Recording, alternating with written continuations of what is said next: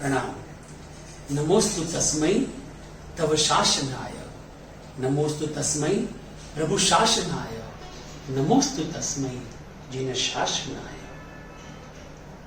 आज से 2576 वर्ष पूर्व चरम तीर्थाधिपति परमात्मा महावीर प्रभु को रज्वालिका नदी के किनारे शाल वृक्ष के नीचे अद्भुत अद्वितीय केवल ज्ञान की प्राप्ति हुई। जैसे ही केवल ज्ञान की प्राप्ति होती है, हजारों नहीं करोड़ों देवी देवता परमात्मा की सेवा के अंदर हाजिरा हजूर हो जाते हैं, समोसरण की रचना करते हैं और परमात्मा पूर्वाभिमुख बैठ करके देशना देते हैं।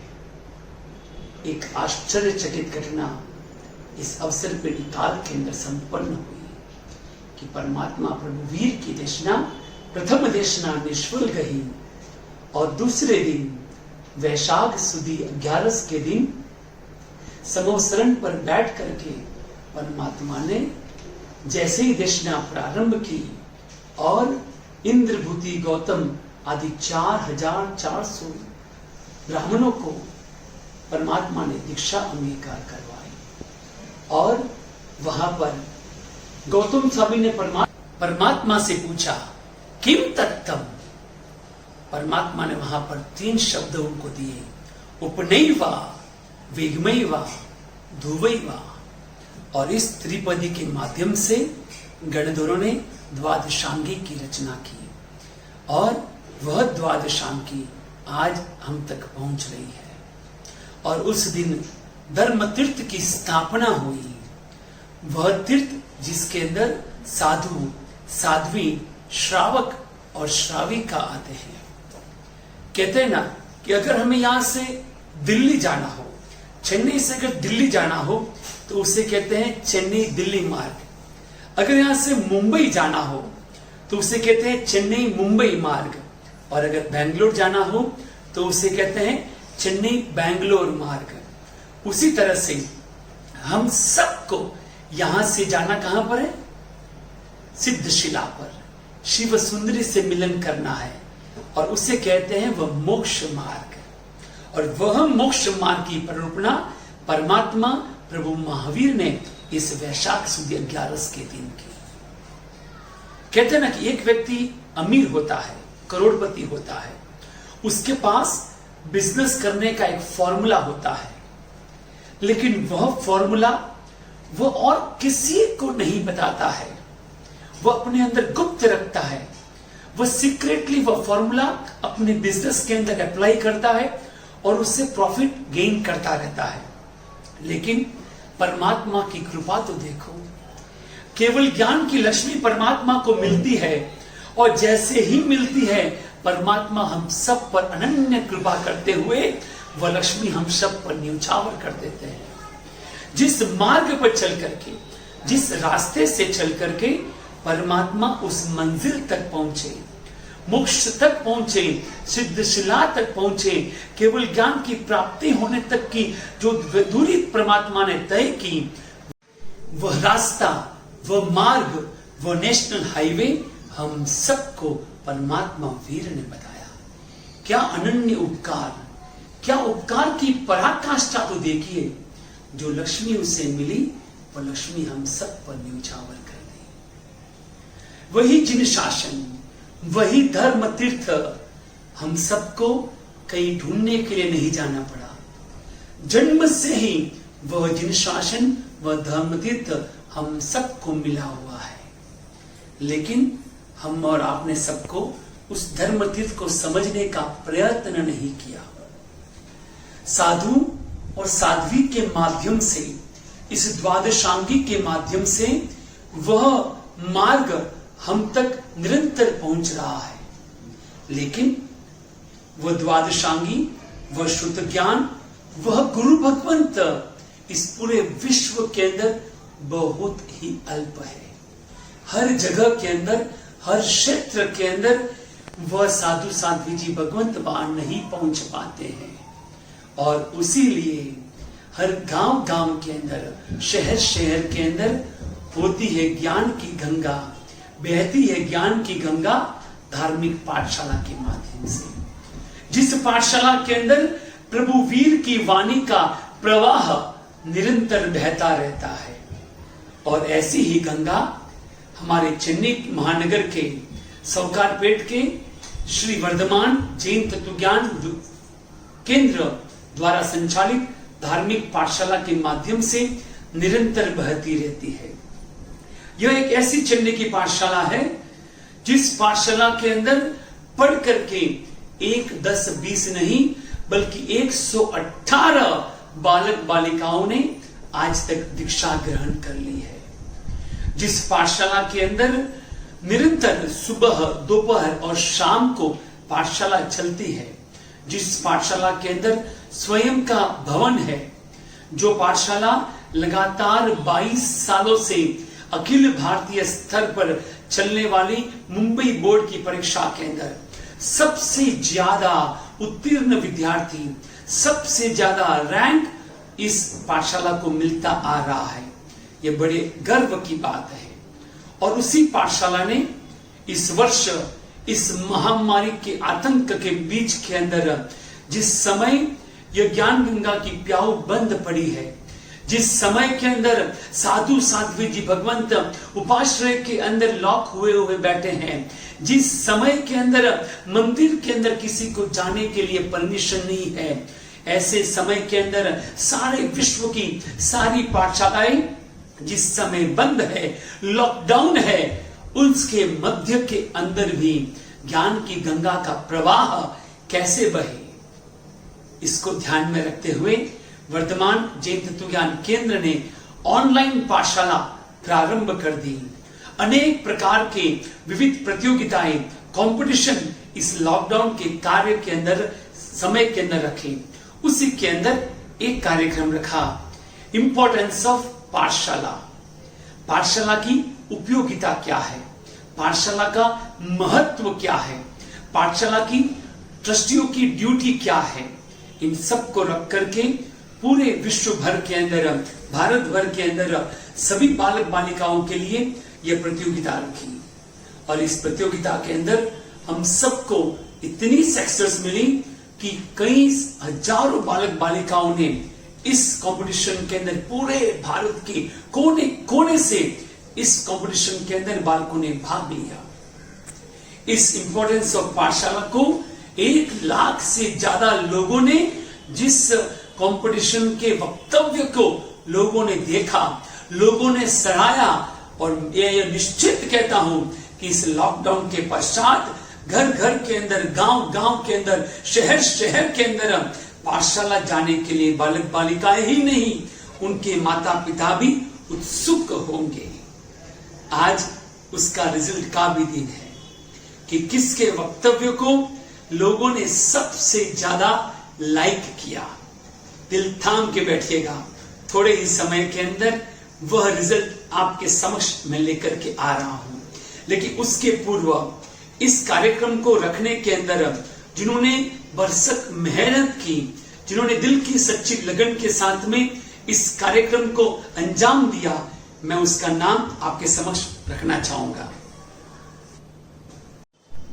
उनमें से विशिष्ट योगदान जिन कार्यकर्ताओं ने दिया वे है अंजन कुमार, दीपक कुमार, यश कुमार, संखेश कुमार और रुपेश कुमार। इन सब की मेहनत रंग लाई और कई सारे बालक बालिकाओं ने इस प्रतियोगिता में भाग लिया।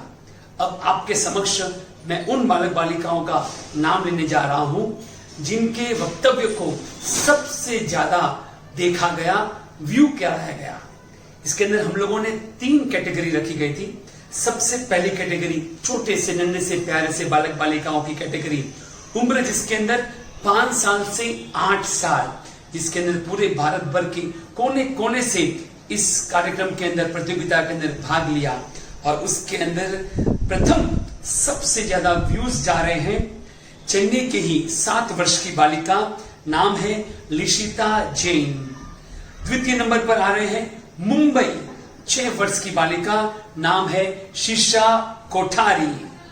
तृतीय नंबर पर चेन्नई के ही मनन बोथरा, चौथे नंबर पर चेन्नई के 5 वर्ष की बालिका हेनल जैन, और 5वां नाम आ रहा है मानवी जैन, चेन्नई के ही 5 वर्ष की बालक। इस तरह से इनके वक्तव्य को, इनके भाषण को सबसे ज्यादा देखा गया। अब दूसरी कैटेगरी का रिजल्ट आपके समक्ष है, जिसके अंदर उम्र सीमा हम लोगों ने तय की थी 9 साल से लगा करके 12 साल, और उसके अंदर प्रथम पुरस्कार जा रहा है कोल्हापुर के 9 साल की बालिका नविका ओसवाल। दूसरा पुरस्कार सूरत 11 साल और नाम है तितिक्षा जैन। तीसरा पुरस्कार जा रहा है 10 साल और 11 साल की बालक बालिकाएं सिद्ध और लब्धि। चतुर्थ पुरस्कार जा रहा है एक बार फिर से मैसूर 11 साल की बालिका, नाम है धृति जैन। और 5वां पुरस्कार जा रहा है चेन्नई के निधि शाजेन 10 साल की बालिका। और अभी अंतिम कैटेगरी उम्र सीमा 13 साल से 16 साल, और इस कैटेगरी के अंदर सबसे ज्यादा जिनके वक्तव्य को देखा गया इस तारीख के दौरान वो है 16 साल की बालिका चेलना जैन, चेन्नई का ही। द्वितीय पुरस्कार जीनल बोहरा 13 साल, चेन्नई। तीसरा पुरस्कार प्राची राठौर 15 साल, चेन्नई। चतुर्थ पुरस्कार श्री धर्म पर्व पाठशाला मुंबई, और 5वां पुरस्कार जा रहा है मुंबई से ही एक बार फिर प्रीत परमार 15 वर्ष। इस तरह से आपने देखा होगा कि सूरत, मुंबई, मैसूर, कई सारे जगहों से इस कार्यक्रम के अंदर भाग लिया। अब चिंता का विषय यह बना हुआ है हम सब के लिए, सभी पाठशालाओं के लिए, शिक्षक शिक्षिकाओं के लिए, कार्यकर्ताओं के लिए, कि यह लॉकडाउन कब खुलेगा। पहला तारीख आई 14, उसके बाद 3, अब 17, अब आगे क्या। लेकिन अगर खुलने के बाद भी सभी माता पिता, सभी पेरेंट्स, सभी गार्डियन अपने बालकों को पाठशाला में भेजने से थोड़े समय के लिए इतराएंगे, नहीं भेजेंगे, सोशल डिस्टेंस को मेंटेन करेंगे, और उस समय कितना होगा, कितने महीनों तक चलेगा, तब तक जिस पाठशाला के अंदर बच्चे पढ़ते थे उनका जो लय, उनका रिवीजन, उनकी हालत क्या होगी, यह गंभीर विषय हम सब के लिए बना हुआ है। लेकिन आपको मैं बात याद दिला दूं, ये चेन्नई की पाठशाला ने जैसे ही लॉकडाउन शुरू हुआ तब से ही थोड़े ही दिनों के अंदर गुरु भगवान से प्रेरणा लेकर के, गुरु भगवान की अनुमति लेकर के उन्होंने अपनी पाठशाला के समस्त बालिक बालिकाओं को शिक्षक शिक्षिकाओं के साथ में ऑनलाइन पाठशाला के माध्यम से जोड़ दिया। वीडियो कॉल के माध्यम से उनकी पाठशाला चालू रखी। जूम एप्लीकेशन, माइक्रोसॉफ्ट एप्लीकेशन के माध्यम से उनकी पाठशाला की क्लासेस चालू रखी। रविवार या जिस तरह से कार्यक्रम होते थे उसी के भांति painting competition, speech competition, rangoli प्रतियोगिता आदि अनेक विध प्रतियोगिताएं घर बैठे उनको करने के लिए दे दी, ताकि बच्चे अपने जो समय है तो पूरा दिन इस पोगो के अंदर, इसके अंदर बिताते हैं, उसके बीच में से 1-2 घंटे अपने माता पिता के साथ में धार्मिक अध्ययन करने के अंदर, धार्मिक कार्यक्रमों के अंदर वह बिताए। और वह सक्सेस बहुत ही अत्यंत हम सबको मिला है। कहते हैं ना कि ये जिन शासन का आधार अगर कोई है तो वह पाठशाला है। जिस तरह से साधु साध्वी जी भगवंत गांव गांव जाकर के प्रवचनों के माध्यम से ज्ञान की गंगा बहाते हैं, वैसे ही यह पाठशाला भी ज्ञान की गंगा प्रवाहित करती है। जिस पाठशाला के अंदर से वह स्वयं सेवक, वह कार्यकर्ता, वह भामाशाह, वह विनय, वह विवेक, वह सदाचार, सभी कुछ जिस यहां से सिखाया जाता है, और जिस जगह से यह वैराग्य की भावना को प्रदीप्त दीप्यमान कराया जाता है, और जहां से साधु और साध्वी जी भी तैयार होते हैं। इसीलिए कहा जाता है कि साधु साध्वी जी भगवंतों को बनाने की अगर कोई छोटी सी फैक्ट्री है तो वह यह धार्मिक पाठशाला है। अतः हम सबको इस धार्मिक पाठशाला पर अवश्य में जोर देना होगा। संघ के ट्रस्टीगण, आज हम लोग ज्यादातर जगह में देखते हैं कि ट्रस्टीगण जितना समय चातुर्मास के दौरान या उसके बाद भी बड़े बड़े आयोजनों के अंदर जितना समय देते हैं, उतना समय हम इन पाठशालाओं के अंदर नहीं दे पाते हैं। उन अनुष्ठानों के अंदर जितना हम सद्व्यय करते हैं, उतना व्यय हम इस और नहीं करते हैं। अगर नींव मजबूत नहीं होगी ना, तो उसके ऊपर की मंजिल भी मजबूत नहीं होगी, और अगर नींव मजबूत होगी तो उसके ऊपर बनने वाला भवन भी उतना ही मजबूत होगा। इसलिए आज मैं कहना चाहूंगा सभी स्तर ट्रस्टीगणों से, क्योंकि परमात्मा हम सबकी पहली पसंद है, मंदिर हम सबकी पहली पसंद है, लेकिन मंदिर में जाने वाले को हम तैयार करवाने होंगे। उपाश्रय के अंदर गुरु भगवंतों के पास जाने वाले को हमको तैयार करवाना होगा। प्रवचनों में बैठने के लिए उन श्रावक श्राविकाओं को हमको तैयार करवाना होगा। इसलिए ज्यादा ध्यान परमात्मा के मंदिरों के साथ साथ में हमको पाठशाला के उत्थान के लिए भी उतना ही देना होगा। शिक्षक शिक्षिकाओं के उत्थान के ऊपर भी हमें उतना ही ध्यान देना होगा। उनके कार्यक्रमों को बड़े पैमाने पर करने के अंदर भी हमको बड़ा ही ध्यान देना होगा, तभी यह हमारा जिन शासन टिक पाएगा।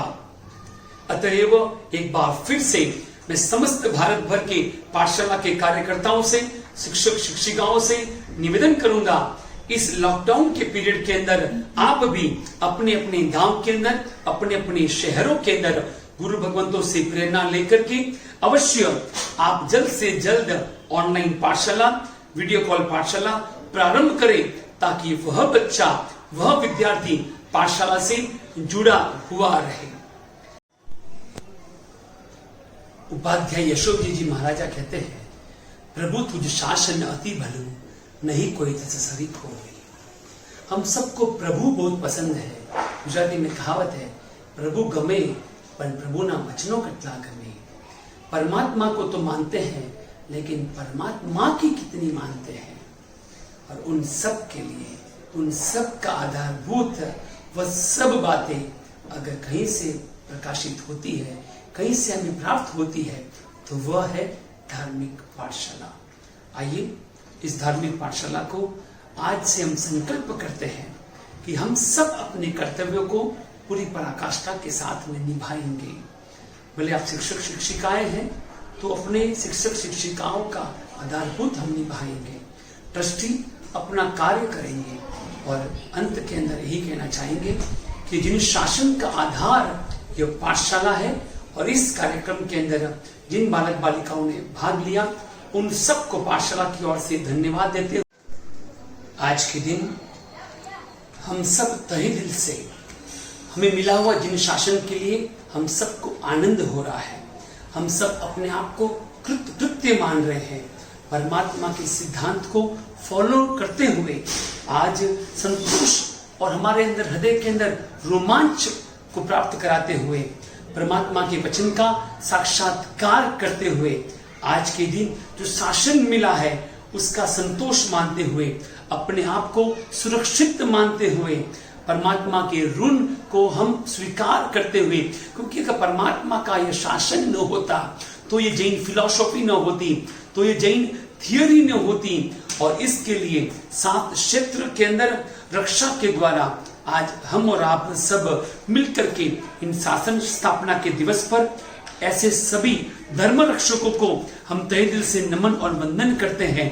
ऐसे समस्त तीर्थ रक्षकों को नमन करते हैं।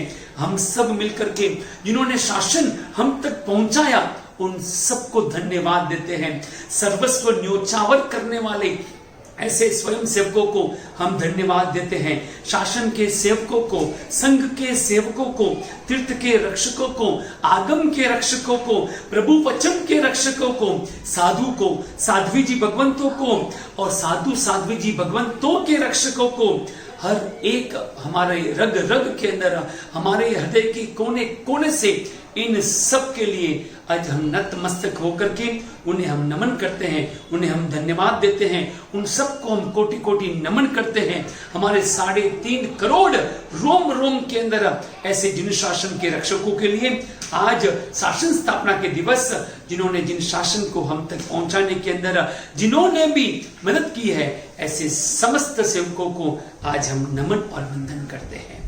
ऐसे जिन शासन को की आधारभूत ये धार्मिक पाठशाला और इस धार्मिक पाठशाला के महत्व को बताते हुए जो ये कार्यक्रम प्रस्तुत हुआ, और इसके अंदर भाग लेने वाले के अंदर प्रथम पुरस्कार कैटेगरी 6 वर्ष की उम्र से लेकर करके 8 वर्ष तक की उम्र, और उसके अंदर पुरस्कार जा रहा है राजमुंदरी से परिधि लुमकड़।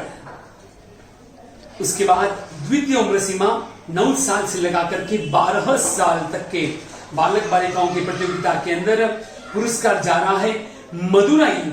12 साल की उम्र है, नाम है विवान जैन।